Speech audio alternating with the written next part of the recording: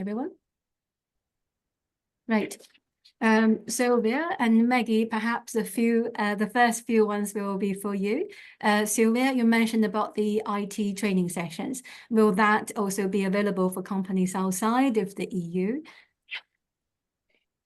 The Commission has not clarified, but usually the information are available on the website of the Commission. So in this sense, everyone have access. Maybe the physical training, it could be difficult, but the online training, I guess so. We had some concern by our Norwegian colleague who were not able previously to participate in this conformance test. But I think that it was just an IT issue, not because there is an exclusion. I seriously doubt. So yes, my guess is that yes, also non-EU company can have access. Perfect. And the next one may also look like a Sylvia's one. If the first importer into the EU has already submitted a DDS statement, does the retailer need to re-register, or will the importer's DDS will be okay? No, according to my understanding, the retailer will need to re-register. And this is because when we were discussing also with our colleague who represent really the trading association, the Wood Trading Association, they were actually claiming that this is going to be insane because there are going to be over and over duplication of due diligence statements. So yes, perfect. The retailer need to re-register. Okay. Thank you.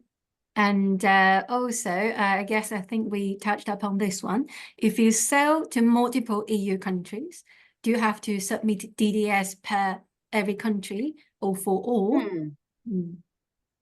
Or will the information DDS requirement be different in different countries? Interesting one. No, the due diligence requirements are not going to be different in different countries. But if you need to do, if you are just one operator and you sell in the different countries, then it's one due diligence statement that you have to make. But if you have a different step, meaning that you sell to different downstreamers, the downstreamers in different countries, they have to redo it. But this is something that I will take a note. We will include in the list of questions that we can resubmit to the Commission. There will be another session of Q&A also in September. Of course, it will depend when there's a new 80 will be published. Then we know that additional 40 are expected in September. Yeah. But the due diligence requirement will be different in different countries. This I can answer. No, it's the same. Perfect. Thank you. Can the downstream operator see the original details, the GPS coordinate of the importer's DDS by inputting the relevant reference number into the IT system? According to the information we have received from the Commission, it will be an option for the operator. I can decide which information to disclose. So they can decide. The operator can decide, yes. Yes, okay. Thank you. Next one, can UK companies also register to see the relevant DDS statement being uploaded to the IT system? I think that it depends if you have this EORI number or not. I don't know. I cannot answer to this. I don't know if the other colleague, Maggie, has a more has a better view about this. No, I was going to say the same thing, that you'd need the EORI number. So the I would suggest looking at the criteria under which you can obtain the economic operator registration and identification. I think there are some scenarios where non-EU registered companies, but who are considered economic operators within Europe, do have EORI numbers. So it's logical that they would be able to access the system, but there hasn't been any kind of announcement or update with regards to that, as in terms of how the legislation is phrased. It's the operators within Europe and their authorized representatives only. Yeah, I guess also the question applies if someone get access to a reference number, can they just input that reference number into the system and be able to see the rest of the other information attached to that DDS statement? Is that something possible or not really? I don't think they have that capability yet, but I think it relates back to what Sylvia was just saying with regards to them having the intention to have a capability where operators can permit disclosure of the due diligence information by using the reference number, because that wasn't in the original specifications. I believe it was just going to be used by the competent authorities, but they've realized that it requires a lot of duplication of effort if they just restrict it to that, and doesn't really make sense to have people re-uploading the same data again and again and again. And so that they do need some capability that would allow information to come back out of the system based on a reference number, not only going in. But Sylvia, can I pass back to you? Is that your understanding as well? Or... I think so. I share your view about this. Okay, thanks. Perfect. And the next one, how about the date of harvesting in the next question? Is that also mandatory one to be disclosed? So this is the easy one. So the time of production is mentioned in Article 9.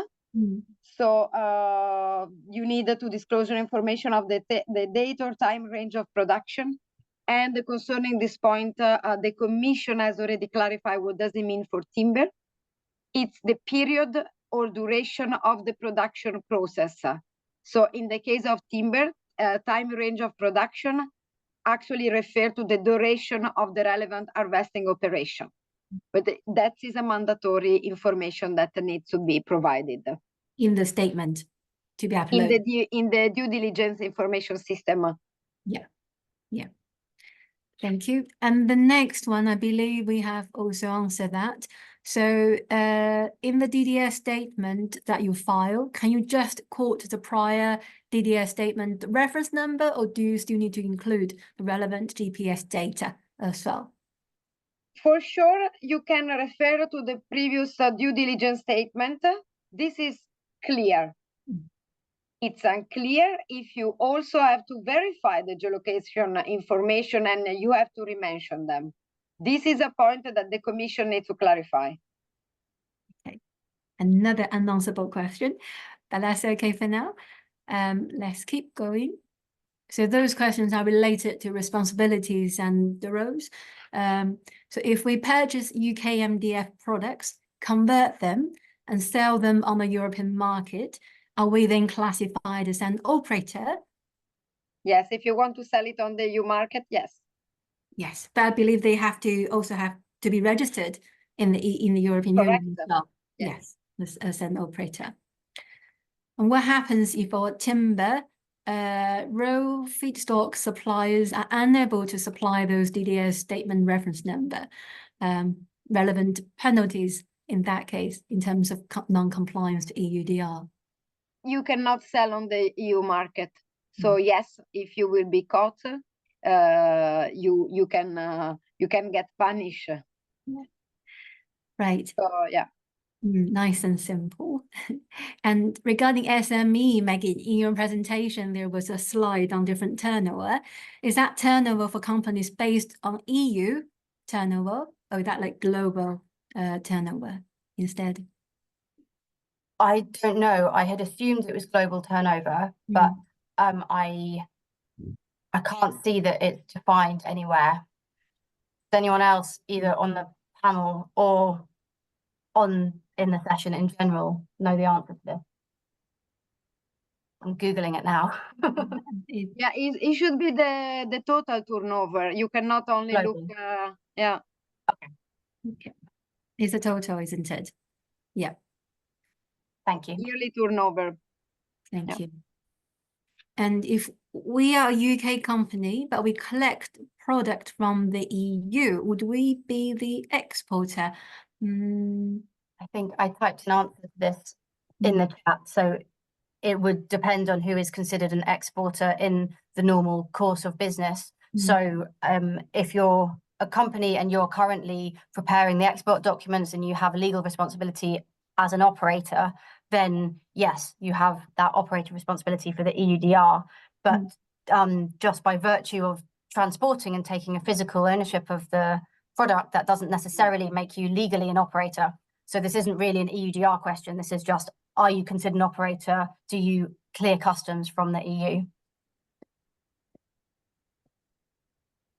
Next one. So there was a quite long question regarding pallets, which I know can be quite tricky. So regarding reuse, I believe EUDR does not apply to any wood packaging material that is reused without requiring repair work. Does this statement apply to full loads of pallet that have not required any repairs for reuse, and not just those being used for transportation, or for transporting goods or protecting products? So the first time that you place on the market the wood packaging material, this is have to be EUDR compliant. After, if you rent it, or if you are simply reusing, this is not anymore putting on the market, it's simply reusing, so it's not in the scope. Then you want to repair it. If you repair it with fresh wood, that wood that you are purchasing has to be EUDR compliant. If the wood that you are using, it's recycled or it's leftover from other, then you do not have to do any further step. But yeah. But what if the pallet is delivered, is made of literally all that three combinations? Reused with no repair, repaired, recycled? Only for the new timber, you need to provide information. Okay. And to be covered in the relevant DDS statement, etc., etc. Okay, yes, this is an answer that the Commission gave us orally. But we had the members who submitted this kind of request for a clarification. So the Commission should give more clarification about the pallet, but orally this is what they said to us.